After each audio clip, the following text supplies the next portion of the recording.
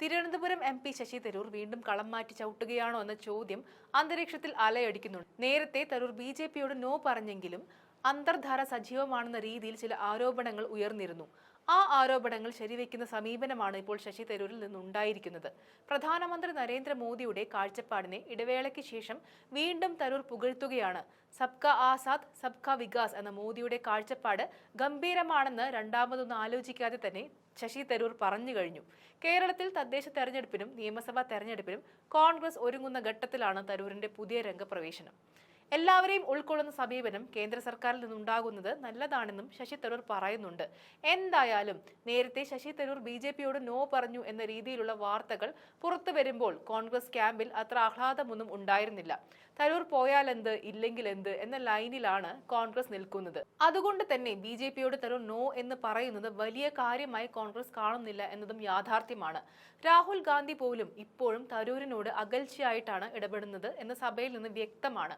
നേരത്തെ കേന്ദ്ര സർക്കാരിനോട് എന്ത് വിഷയത്തിൽ ഇടപെടുമ്പോഴും രാഹുൽ ഗാന്ധി തരൂരിന്റെ ഉപദേശം തേടുമായിരുന്നു. എന്നാൽ ഇപ്പോൾ അത് കാണാനില്ല.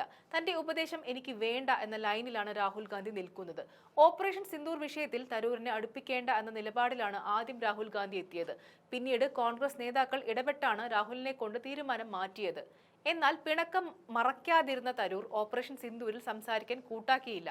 ഇതോടെയാണ് BJP കളം പിടിക്കാൻ ഇറങ്ങിയത്. നേരെ തരൂരിന്റെ വസതിയിലെത്തിയ BJP ദൂതൻ ഔദ്യോഗികമായി തരൂരിനെ പാർട്ടിയിലേക്ക് ക്ഷണിക്കുകയായിരുന്നു. ഏറെ നാളുകളായി തുടർന്ന് അഭ്യൂഹങ്ങൾക്ക് വിരാമമിട്ട് നയം വ്യക്തമാക്കി കോൺഗ്രസ് നേതാവ് ശശി തരൂർ. എന്നാൽ ഉപരാഷ്ട്രപതി സ്ഥാനത്തേക്ക് മത്സരിക്കില്ലെന്ന് പറഞ്ഞ തരൂർ BJPയിൽ അംഗത്വം എടുത്തുകൊണ്ടുള്ള ഒരു പദവിയും തനിക്ക് വേണ്ടെന്നും കേന്ദ്ര സർക്കാർ നിയോഗിച്ച പ്രത്യേക ദൂതനോട് തരൂർ പ്രതികരിച്ചിരുന്നു. അനാരോഗ്യം ചൂണ്ടിക്കാട്ടി ഉപരാഷ്ട്രപതി സ്ഥാനത്ത് നിന്ന് ജഗദീപ് ധൻകർ രാജിവെച്ചതോടെയാണ് കോൺഗ്രസ് നേതൃത്വവുമായി കുറെ കാലമായി കലഹം തുടരുന്ന ശശി തരൂരിന് വേണ്ടി BJP ദേശീയ നേതൃത്വം വഴിവെട്ടുകയാണെന്ന സംശയം ഉയർന്നത്.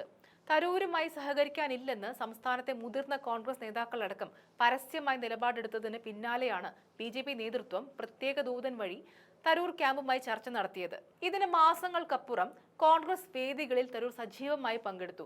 കേരളത്തിൽ പ്രതിപക്ഷ നേതാവ് VD സതീശൻ അടക്കമുള്ള നേതാക്കളുമായി തരൂർ വേദി പങ്കിട്ടു. ഇതോടെ തരൂർ കോൺഗ്രസിൽ ഉറച്ചു നിന്നു എന്ന് ചിന്തിക്കുമ്പോഴാണ് വീണ്ടും മോദി സ്തുതിയുമായി തരൂർ രംഗപ്രവേശനം ശക്തമാക്കിയിരിക്കുന്നത്.